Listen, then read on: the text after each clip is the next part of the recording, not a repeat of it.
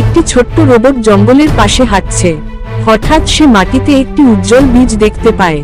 একদিন ছোট্ট রোবট রিকো একটি অদ্ভুত জ্বলজ্বলে বীজ খুঁজে পেল। রোবট বলল, এটা কি আলো দিচ্ছে কেন? আকাশ হঠাৎ অন্ধকার হয়ে যায়, বৃষ্টি শুরু হয়। বীজটি শুকিয়ে যেতে থাকে। বৃষ্টি শুরু হতেই বীজটি দুর্বল হয়ে পড়ল। রোবট বলল, ও না, আমি কিভাবে তোমাকে বাঁচাব? রোবট তার শরীরের আলো ব্যবহার করে বীজটিকে উষ্ণ রাখে, তারপর মাটি দিয়ে ঢেকে দেয়।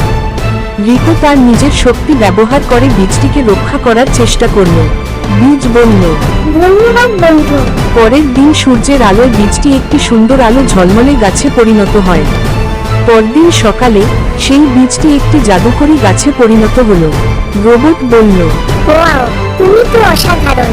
সত্যিকারের যত্ন ও সাহায্য সৃষ্টি করে নতুন জীবন। পরের পর্বে এই জাদুকরী গাছ কি রোবটকে নতুন কোনো রহস্যময় জগতে নিয়ে যাবে?